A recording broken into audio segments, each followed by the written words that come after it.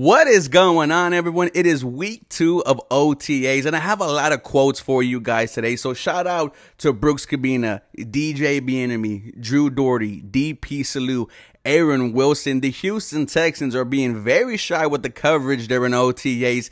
Give the fans what they want. We want to see these rookie class. We want to see these second-year players. The Houston Texans know that the vibes are at an all-time high. So without further ado, we are going to discuss what happened in OTAs. But before that, welcome everyone to the 713 Houston Sportcast. I am your host, Ruben Calavillo. I drop daily Texans content. Follow me on Twitter at 713HS.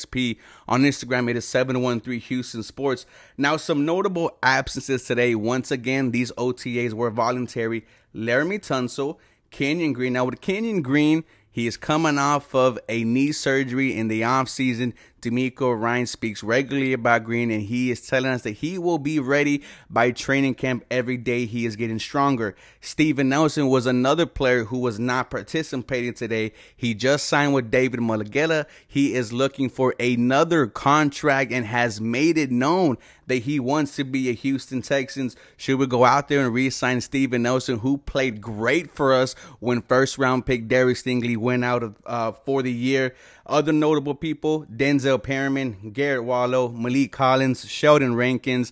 Now, I'm not worried about the veterans. I know come time for mandatory OTAs and training camp, there will be a full 100% participation throughout the board. Now, let's talk about how OTAs went for the Houston Texans. And DJ Bienemy, he said some observations.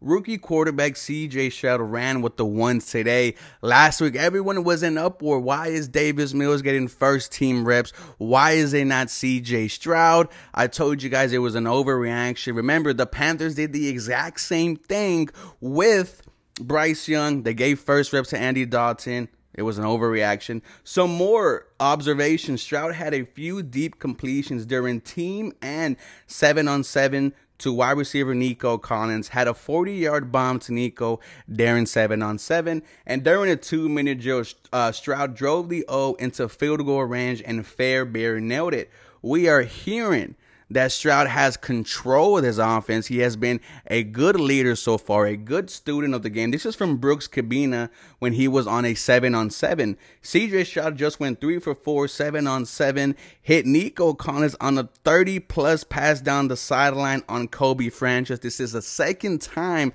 that wide receiver Nico Collins has been mentioned. A big year 3. Are you going to be the number 1, 2, or 3 wide receiver for this Houston Texans team? Are you even in the Houston Texans plans? The only person who could answer that is wide receiver Nico Collins.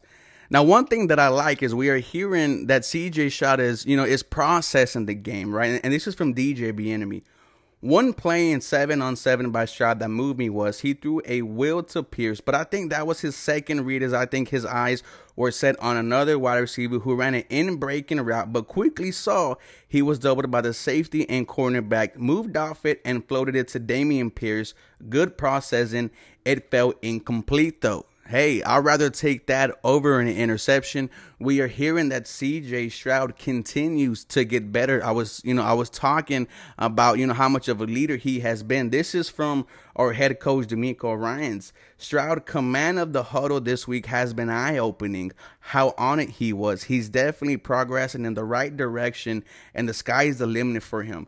We heard last week that he was talking to the secondary. What did I do good? What did I do bad? And today it was with new defensive coordinator Matt Burke when they were walking back after OTA practice. This guy has been learning, right? We didn't hear Davis Mills do that. We didn't hear Deshaun Watson do that.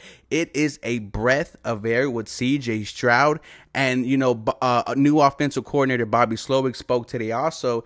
And he says that Stroud and the rookies all come in with the mentality to work and attack the process. When we see Tank Dell, Will Anderson, Dylan Horton, with the limited coverage that we get from the Houston Texans, they have all been working. Speaking on Tank Dell, Aaron Wilson said, receiver Tank Dell made some nice catches and continues to have a good spring since the team drafted the University of Houston standout wide receiver. Offensive coordinator Bobby Slowick also gave some praise to Tank Dell on how he's such a good separator, on how ever since he's been here, he has just been hit the ground running.